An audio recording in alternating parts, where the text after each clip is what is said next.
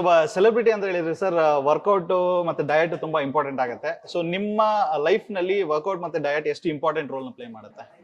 Major role play ಮಾಡುತ್ತೆ. Okay. ಅಂದ್ರೆ ಡೈಟಿಷಿಯನ್ಸ್ಗಳು ನಿಮಗೆ ಕೊಟ್ಬಿಡ್ತಾರೆ ಡಯಟ್, ಹಾ.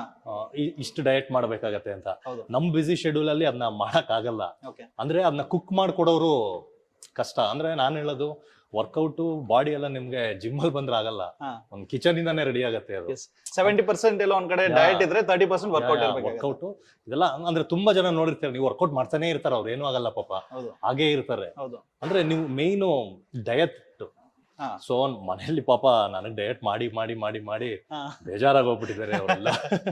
ಓಕೆ. ಅಂದ್ರೆ ಯಾವಾಗ್ಲೂ ವರ್ಕೌಟ್ ಮಾಡ್ತಾನೆ ಇರ್ತೀವಲ್ಲ, ಬೇಕಾಗತ್ತೆ ನಮ್ಗೆ. ನಮ್ ಫೀಲ್ಡ್ಗೆ ಬಾಡಿ ಅನ್ನೋ ತುಂಬಾ ಇಂಪಾರ್ಟೆಂಟ್, ಓಕೆ.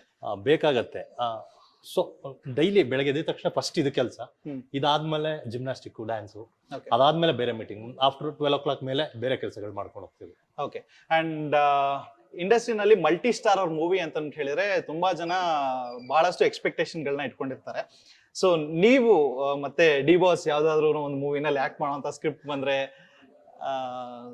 ಸೊ ಯಾವ ರೋಲ್ ಅನ್ನ ಪ್ಲೇ ಮಾಡೋದಕ್ಕೆ ಇಷ್ಟಪಡ್ತೀರಾ? ಇಲ್ಲ, ಒಡೆಯಾದಲ್ಲಿ ಬಂದಿತ್ತು. ಹಾ. ಒಡೆಯಾದಲ್ಲಿ ತಮ್ಮನ್ ತಮ್ಮನ್ character, ಕ್ಯಾರೆಕ್ಟರ್ಗಳಿದೆಯಲ್ಲ, ಅದು ಕೂಡ ಬಂದಿತ್ತು. ಅದಾದ್ಮೇಲೆ ರಾಬರ್ಟ್ ಅಲ್ಲಿ ಜಗಪತಿ ಬಾಬು ಅವ್ರ ಮಗನ್ ಕ್ಯಾರೆಕ್ಟರ್ ಬಂದಿತ್ತು. ಓಕೆ. ಅಂದ್ರೆ ತರುಣ್ ಸುಧೀರ್ ಅವರೇ ನಮ್ಮನ್ನ ಇಂಡಸ್ಟ್ರಿಗೆ ಪರಿಚಯ ಮಾಡಿಸಿದ್ದು. ಸೊ ಅವರು ಹೇಳಿದ್ರು ನನಗೆ ಈ ತರದೊಂದು ಕ್ಯಾರೆಕ್ಟರ್ ಇದೆ ಮಾಡು ಅಂತ. ಬಟ್ ಅಣ್ಣ ಏನ್ ಹೇಳಿದ್ರು ಅಂದ್ರೆ ನನಗೆ, ನೀನು ಒಂದು 8-10 ಕೋಟಿ ರೂಪಾಯಿ ಸಿನಿಮಾ ಮಾಡ್ತಿದ್ಯಾ, ನನ್ನ ಸಿನಿಮಾದಲ್ಲಿ ಬಂದು ಒಂದ್ ಸಣ್ಣ ಕ್ಯಾರೆಕ್ಟರ್ ಮಾಡೋದು ತಪ್ಪಾಗತ್ತೆ, ಹಾ. ಬೇಡ ನೀನ್ ಮಾಡಬೇಡ, ನಾನು ಬೇರೆ ಮಾಡಿಸ್ತೀನಿ ಓಕೆ. ಅಂತ ಹಂಗೆ ಹೇಳಿದ್ರು. ಸೊ ಅದು ಕರೆಕ್ಟ್ ಅನ್ನಿಸ್ತು. ಅಂದ್ರೆ ಅವರು ನಮ್ಮನ್ನ ಮನ್ಸಲ್ಲಿ ಇಟ್ಕೊಂಡು ಹೇಳಿರ್ತಾರೆ ಒಳ್ಳೇದಾಗ್ಲಿ ಅಂತಲ್ಲ. Yes. ಸೊ ಆ ರೀಸನ್ಗೋಸ್ಕರ ಅದನ್ನ ಅಲ್ಲಿ ಕೈ ತಪ್ಪುತ್ತದು. Okay. 2-3 ಅವಕಾಶಗಳು ಹಾಗೆ ಮಿಸ್ ಆಯ್ತು. ನೋಡೋಣ ಮುಂದೆ.